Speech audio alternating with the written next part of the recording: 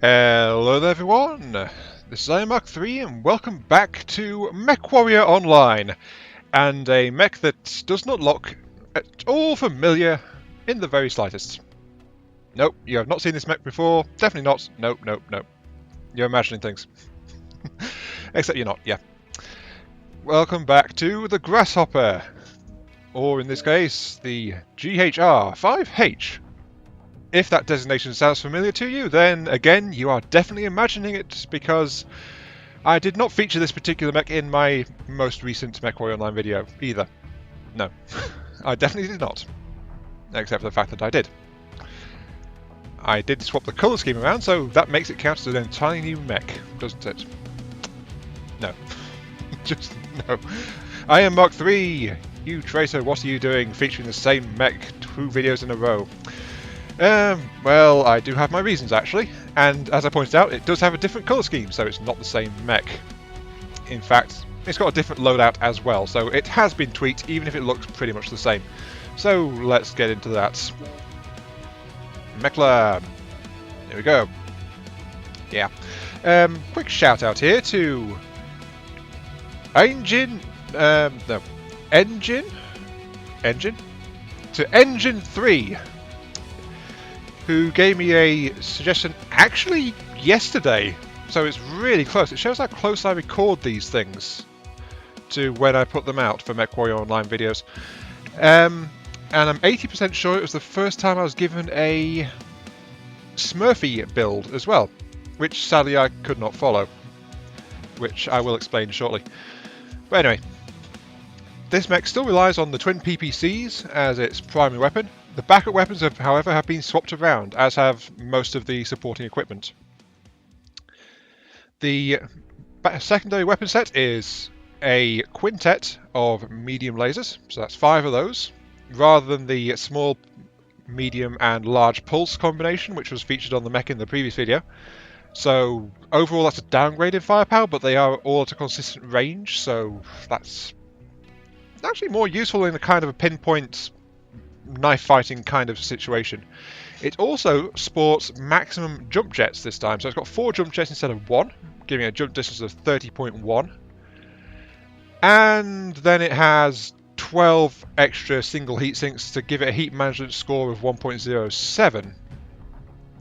So yeah, this is kind of where the build that Engine submitted falls apart, because I've got the standard heat sinks and I've got the 250 engine, while the build I was given calls for 290 and double heat sinks and standard structure and all sorts of little things like that. So I get the feeling I better explain myself a little bit. I think it was like 3 or 4 videos ago when I mentioned something which is very relevant here. I am a dirty casual player. I play casually, I don't play MechWarrior Online on a massively consistent basis. Generally, I record the matches for my weekend stuff for this game, and then that's like, it usually works out as about a third to a quarter of the total games I'll play during a given week at the moment. So that doesn't give me much by way of CBIL income, and that's why I couldn't actually follow the suggested build that I was given. I just flat out can't afford it. I don't have enough money. It would cost me about 2 million CBILs to swap out the armour and the heat sinks, and then I'd probably have to buy more heat sinks, I think, to fit out as well. But I've got a fair approximation here. I've got the jump distance, I've got all the same firepower, I've got... actually, that's the point. Do I have the same armour? Let's quickly check that. Just open this here, wait for the Smurfy to load up. Right, okay. I actually have superior armor compared to the submitted build as well, so my durability is slightly better. Wow, the way this design is actually better. I am honestly surprised. I think I outmatch Engine's build by a good half ton in terms of armor, so not a significant amount, but still it's there. However, I must point out my cooling rating is slightly worse, because I think the cooling of if I'm reading the number right, Smurfy giving its cooling efficiency as a percentage, I think the heat management would score out at something like 1.10 or 1.11 if I was using the same setup, rather than 1.7 which I've got with these standard heat sinks. Because I did actually compare the numbers by swapping around on Smurfy as well, and this loadout worked out at something like 27% cooling efficiency. So yeah, this build runs slightly hotter, and it's slower because it's got a 250 rather than 290 in terms of engine, but it's something to the tune of like 2 to 3 million C-bills cheaper to deploy. So yeah, that's how that goes. Okay, let's stop sidetracking for a moment here and continue on with the video, shall we? Modules. In terms of mech modules, I would suggest, given this is, again, a Grasshopper and a really big target, I would suggest radar deprivation as your most important module here, to avoid all of the incoming nasty missiles and things, and a seismic sensor to try and keep an eye on stuff around you. Then after that, I'd just go for weapon modules. In this case, I'd go for a PPC cooldown and medium laser cooldown. PPCs first, medium laser second. Also, very quickly here, I repeat my warning in the previous video. There is flashes here when the PPCs go off, which will blank the screen. Again, I don't know how severe this is or is not, but it's a warning there, so if flashes are a problem, now you know. Though how often I will flash, I have no idea. To be simple. Weapon Group 1's the PPCs, Weapon Group 2 is the mediums, and actually, save that, there we go. That way if I get something up close and I need to unhinge my arms, I can just fire the arm ones without firing the ones in the torso as well, which should help with heat a little bit if I wind up needing that. So that's just a generally good idea, I think. That, yeah, okay. Get back to my loadout. So yeah, this is basically the a cheaper version of the loadout I was submitted. And I was curious to try it because this loadout is actually designed for a playstyle I never use, so there is that as well, and given my mediocre piloting skills, I suspect I'm going to fare badly. But I'm definitely going to give it a whirl and see how it goes. I'm sorry I couldn't copy your loadout exactly engine, but I've given it my best shot. Let's throw it into some matches. Reactor online. Sensors online. Weapons online. All systems nominal. Command coming in. Capture and hold the resource points. Stop any hostiles that get in your way. Okay, here we go. Welcome to River City, Conquest Mode. We'll try and take over the city and try not to suck too much while doing it. I think that's my main goal here, try not to suck too much. It's a reasonable goal, and one I'm okay with, to be quite honest. Anyway, this is both good and bad in regards to the playstyle that this particular mech is designed for, as I mentioned. Basically, this mech is loaded out as... They have resource point Gamma. Yeah. Kappa is under enemy control. Good for them. Epsilon. Hooray! We captured resource point Sigma. Sigma is ours. Whoop whoop. Okay. This mech is fitted out as a pop-tart mech, and that is taking advantage of the Grasshopper's build.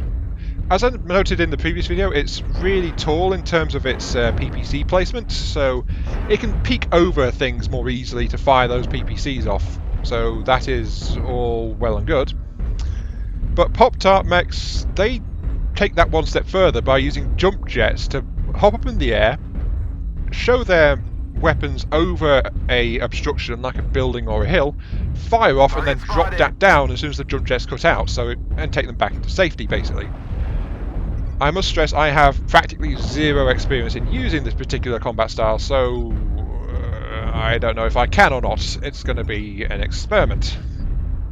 And I'm probably going to fail miserably. Yeah. Fuel at 25%. Fuel at 0%. And I missed horribly. Not that I'm surprised. I normally prefer to take much better time. Oh, hello. There's someone up there.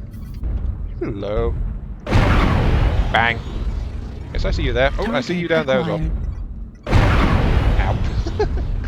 Yeah, I'm already falling back on trying to use this thing as a fire support mech, and my team is swinging left, so I should probably move to follow suit. Target spotted. Oh, hello there. Target spotted. And there's enemies over there as well. Bang. Missed. Perhaps I should switch to single fire, but that defies the point, basically. Yeah, I tried to pop-tart a little bit, but then I'm already falling back into my previous style of being careful, because I'm not very good at snapshotting. That's my other main problem with being a pop-tart. I can't really just go aim and then bang, and it's like, yeah, look at that. Someone took a snapshot at me, I snapshotted them, we both missed. All I'm doing by doing this, really, is I'm slowly breaking my legs. My legs are damaged, and it's been entirely because of me popping up and then dropping back down again. New target acquired. And there's nothing there. Okay.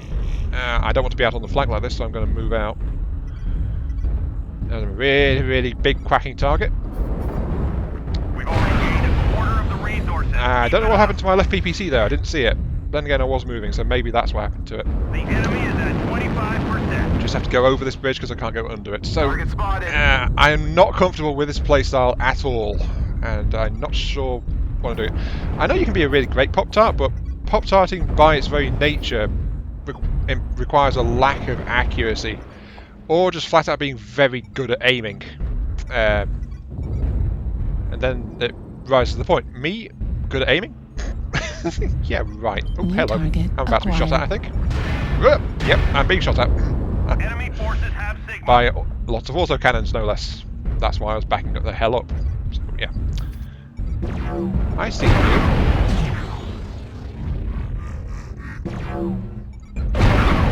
Yeah, I should only be pop-tarting with PPCs, but I like more time to look and scope around, so that's why this is not a comfortable playstyle as well. Fuel at 25%. Back. Hey, I didn't damage my legs that time. Improvement. I'm getting better. Huzzah. I also feel like I'm not contributing massively to anything in this, so hello.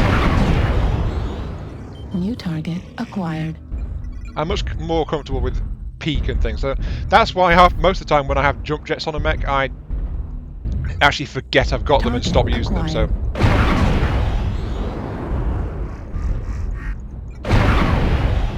Nope, he's back in cover. Heat level. Oops, overheated. Override, gotta move. Oh, wait, never mind. He backed up because someone else was shooting at him. Override engaged. Yeah, disable that, thank you.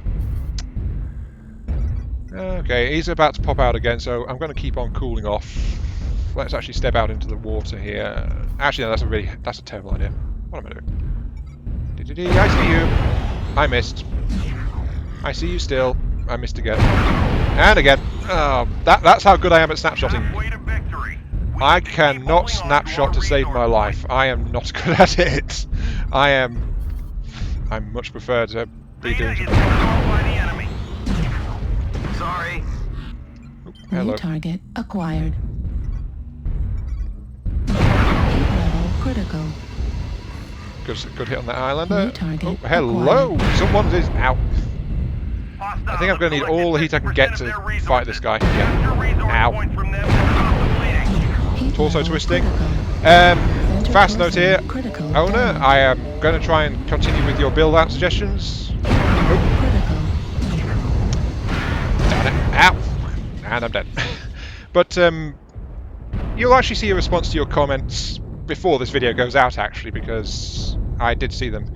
And what I think your loadouts and your intention boils down to is torso twisting, basically. And I don't think you've quite grasped the importance of torso twisting, so I'll be trying to explain that, so just mention that. But yeah, I think we've lost this one. Let's check. Yeah, we're getting snowballed now. We've only got a couple of lights and one of our assaults left. They've got most of their heavy stuff still alive. So this match is lost for sure. Yeah. Oh well. I gave it a decent try. Let's see if I can try to pop-tart again in the next match. So, onwards to round 2. Autocannon ammo at 25%. Well, this guy faces off against the Shadow Cat and kills him. Doing better than I did in that very brief encounter in my entire match. So, yeah. Next match. Here we go. Reactor online. Sensors online. Weapons online. All systems nominal.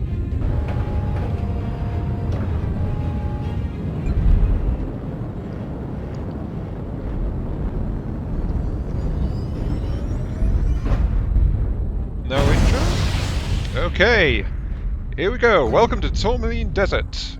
And the game mode is Assault. So, basically it's going to turn into a skirmish as kind of usual. I'm stuck on a... What? And I just got stuck on a crater lip. Somehow. Okay, let's go and hook up with the rest of the teams. So, off we go. This is a slightly better map than River City. Because it... Come on. Yep, Fuel that. at 25%. Right. Okay, right, there we go. I made it over that lip somehow. Slightly better map than River City. There's a lot more places where I could peek and ridgeline and try to pop-tart in general, so there we go. But match 2, I've got some talkers in this match as well, which is bad because I'm trying to listen to them and I'm talk over them at the same time. Because it's time for... Back into Fox 4, we can help you. We're not all going to string out over there. What the heck? Oh. Yeah, I got shot. Something up high there with lasers. Fuck. Looks like a king crab or a marauder. Yeah, this is not going so well already. Move across the map to fight the enemy. Yeah, I'm finally going to have to talk over these guys. I'm not going to be able to say anything, so... My thoughts on this particular mech. Well... I'm afraid this is going to be a kind of familiar rant, I'm afraid. This is a mech that, in theory, I can understand really well and appreciate. It's actually got some decent punch, it's got brawling potential, it's got some manoeuvrability. Even if this is the cheapskate version compared to a more efficient one, if I actually had funds to spend on it, it's still really good in general and still quite effective. Or it would be in the hands of a pilot who has any kind of competency at all.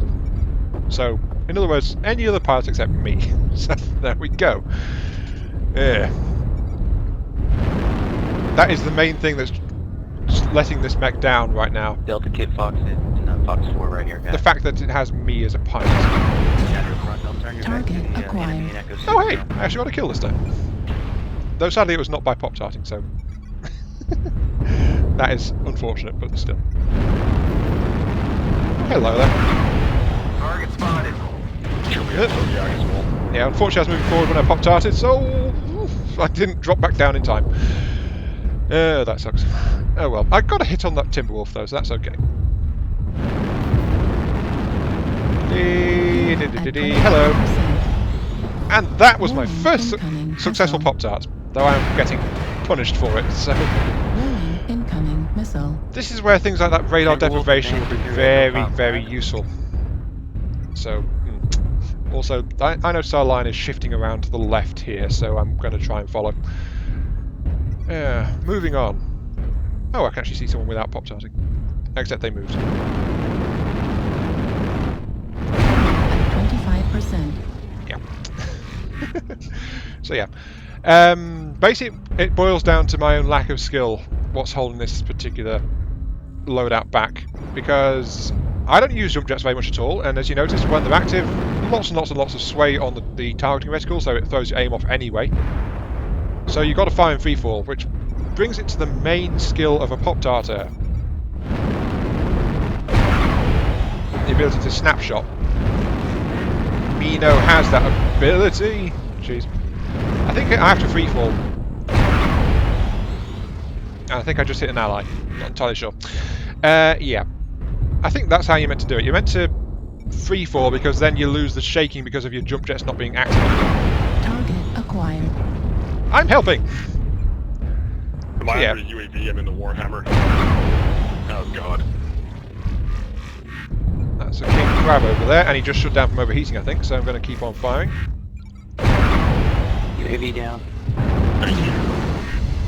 Yeah, look, see how my lasers just went way off target there? That was from the jump jet shake. Critical. But I'm... Oh dear, 2 kills. What the hell? That is... I am supremely satisfied. I have killed 2 people. Huzzah. Also, somehow we're winning. I'm not entirely sure. Oh, look, incoming missiles. Ow. So, yeah. I think there is something general I should point out again regarding my Mech Warrior series. Nope, missed. Warning, incoming missile. And he didn't miss because he used homing weapons. New Hooray for target him. acquired. Mad Dog to your left, left, left. Left, Oh left. god, he's right behind you, Mad Dog. Stack stand. Oh my goodness, alright. I have no idea what you're talking about, so I'm going to just try and keep maneuvering and doing things. Okay. Got a Fuel at Echo 7. 25%. Something New ballistic coming at target you, 2 of them. acquired. Target destroyed. Moving into Fox 6. Oh, he just... Critical. I didn't get a 3rd kill, he just overheated and killed himself, so... Shameful.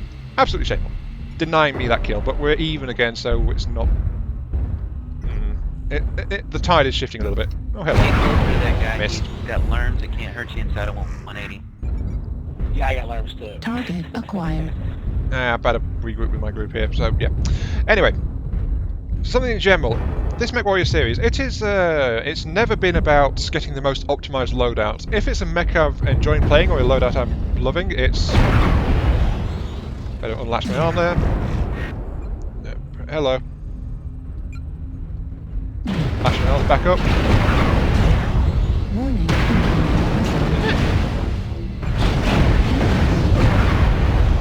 Ow. incoming missile.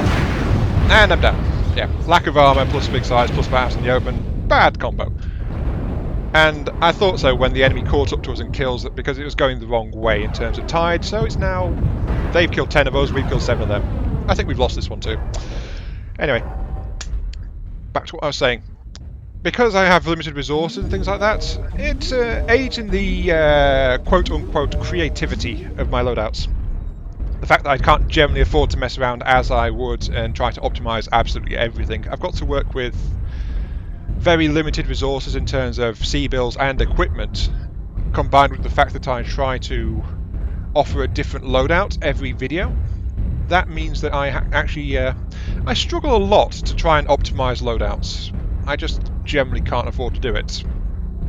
So that's UAV activated. That's it, basically. That's the basis of this channel as far as Mech Warrior Online videos are concerned. They are not going to be perfect.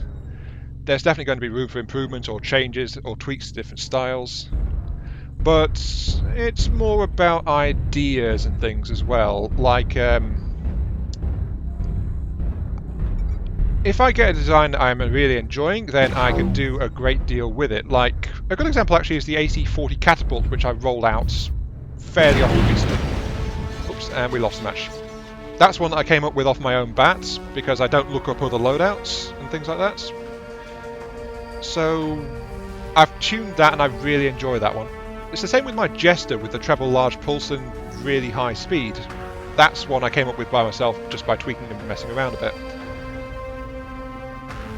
And then I come up with random ones like the Locust, equipped with flamethrowers and stuff like that. Or there's also the LRM-60 Mauler as well. That's one I came up with off my own bat, and it's a really nasty fire support mech.